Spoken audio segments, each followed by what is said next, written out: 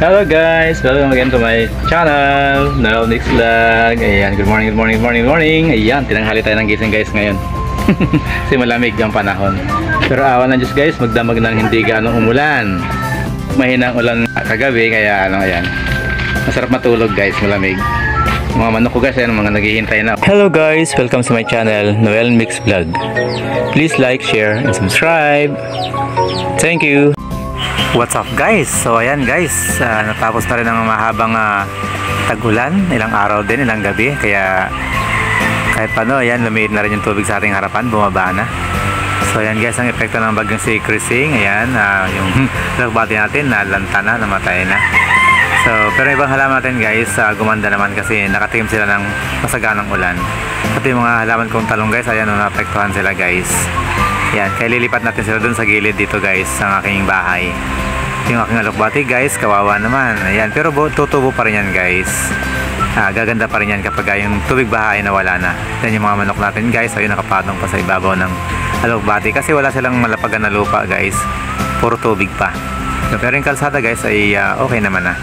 So ayan, unti-unti nang natutuyo ang tubig baha guys. Kasi medyo maliwalis na ang kalangitan, ang lagay ng panahon guys. Yan, pero karamihan sa ating mga halaman guys, tiyak, ayan, namamatay dahil sa napasobra yata ang tubig ulan.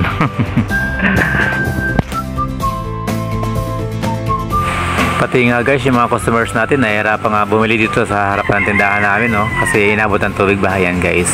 Ayan, hanggang dyan sa may kalsada yung tubig guys, kaya awa naman ng Diyos ay medyo bumaba na.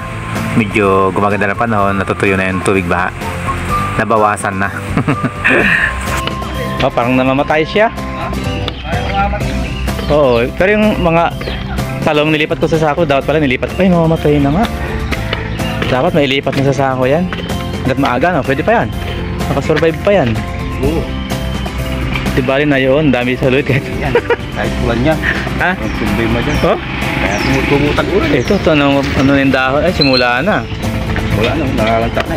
Baka pwede pang i-ano sa sako, nilipat ko. Oh. Nililipat ko. Apat na, ay puno, limang puno yan. Oo, baka, pre. Ginisang sili. Ginisang sili. Adobong sili. Guys, ito na nga pala yung nilinisan ko nung last day, nung isang araw, yung in-upload ko sa aking video. So malinis yan guys, kaya lang binahan naman. Kasi di ba sabi ko may darating na bagyo. Ito na nga guys, binagyo na tayo. Pero at least patapos na yung bagyo, nakalampas na. Kaya lang guys, ayan, na-apektuhan yung ating mga halaman, yung ating mangga, yung ating santol, yung ating alugbati, ay at saka yung ating suha, yung ating dalandan. Ayan guys, naapektuhan yan guys, lahat. Ayan, yung ating mga suha. Siyempre, pati yung ating mga saging guys, nasaba, ayan o. Nainilaw na yung dahon niya kasi ilang araw nang nababad sa tubig ulan, sa tubig baha. Kawawa naman. Pati yung ating bayabas guys, ayan, unting namamatay na. Pero yung ating mga atis guys, ayan, tuloy pa rin ang buhay. Ayan, tuloy pa rin yung pagbubunga nila. Mabuti na lang guys kasi yung pagkakatanim nila yung katabi mismo ng kalsada. Yan, medyo mataas. Madaling nawala ang tubig baha. Pero sa bandang baba guys, tubig pa rin. Ayan, matagal mawala yan guys, hanggang December yung tubig yan. Kasi malalim yan guys. Ilang pustao kasi yung tubig niyan guys, sa kulos. Pati itong saging guys, na tinambakan ko yung pinakapuno niya. Ayan, malalaki na yung bunga niya guys. Parang isang buwan pa lang guys, laki na agad ang bunga niya. So, tinampakan ko yung puno niya guys, pero inabot pa rin ang tubig baha. Pero yung bunga niya guys is, awan ng Diyos, okay naman na yan. Hindi naapektuhan. At ito namang harapan ng tindahan namin guys, parang kalsada ito papasok eh. Bali naka 2 times na ako nakahingi ng ayudang buhangin, graba kay Kapitan. Nakakaya namang pangatloan uli na humingi uli ng graba para matambakan to, para tumaas, para sa harapan ng tindahan lang namin guys. Kahit hindi na sa bandang dulo doon, dito lang sa harapan namin guys, kailangan tumaas para yung mga customers namin ay hindi ganun mahirapang bumili. At saka ito mga talim kong talong guys, ayan, buti na lang i-survive ko. Nailagay ko sa sako, ayan, kahit paano ito yung nagbubunga sila.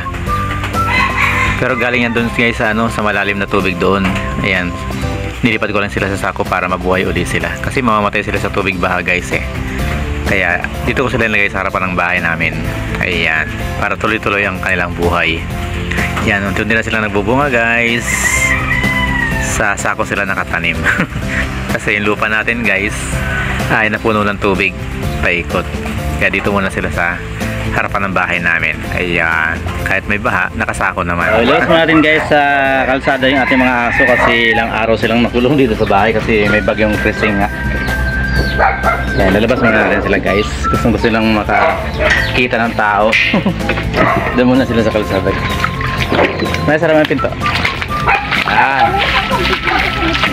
Labas ko lang to. Yan, dyan muna kayo sa labas. Yan kapatid niyo guys.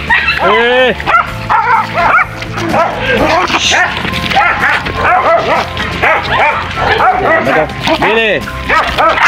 Yan, magkapatid sila. Magkata! Yan, magbalikot.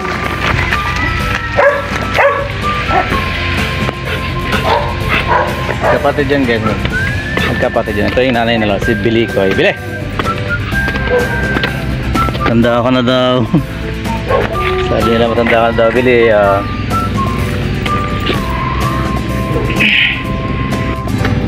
Hoy.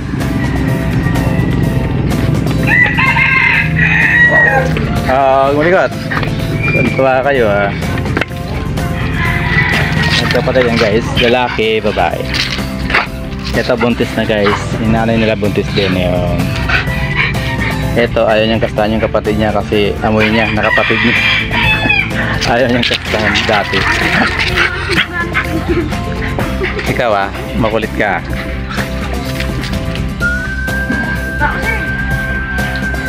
Santi, Santino, Santi.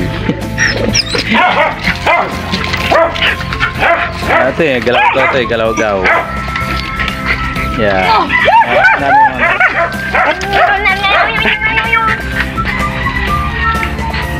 Ang ganda yung mga aso nakatali guys para malinis. Happy hour. Ayan guys, tuwan-tuwa sila kasi ilang araw silang hindi nakalabas ng bahay. Parang 5 araw yata kasi 5 araw nang sila. Buti ngayon maaliwalas ng panahon Yan.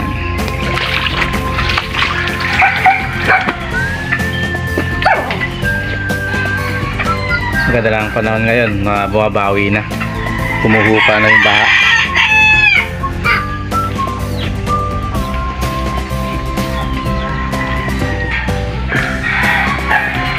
Diyan muna kayo. Ito na mga ano ko guys, napigtan yung mga talong ko. Buti na iba nilipat ko na doon kasi nalalanta na yung dahon nila guys nababad sila dito sa nasa sako nga pero nababad pa rin sila sa tubig. Dito sila nakailera kaya nilipat ko sila doon sa may gilid ng pader namin sayang naman nagbubunga na sila nagbubulaklak na baka mamatay pa ng tuluyan, sayang. Ito mga guys ang aking mga alaga na chicken manok. Yan, dyan sila dumadako guys. Kaya lang baha naman tubig yung ilalim ng tulugan nila.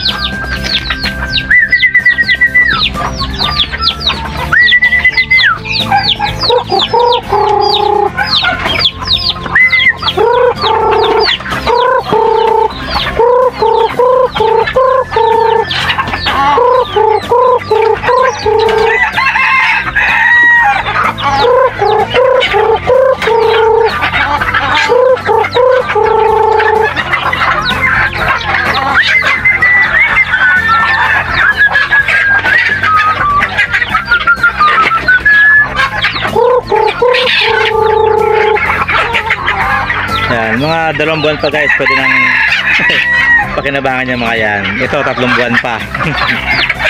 Ito mga to 2 buwan pa. Ayan, pwede nang pakinabangan yung mga yan. Yan, ito 2 buwan na lang, pwede na yan. Yan, ito mga to 3 buwan pa to. Yan guys, hindi sila makalayas kasi puro tubig. Doon, tubig paikot. Ayan, tubig. Kaya dito lang sila sa kulungan nila guys. Pati doon guys oh. Yun, tubig din doon sila alim. Ayan, yung mga tayo dito guys sa lalim. May naglilimlim pa oh. May tandang pa tayo doon oh. Hindi yung mga ano, hindi yung mga Texas. Meron pa tayo dyan guys. Ayun.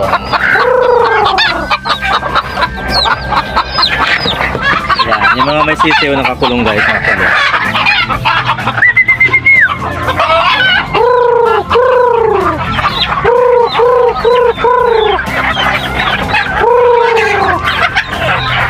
Nag-away dito guys, nag-away-away. Ayan.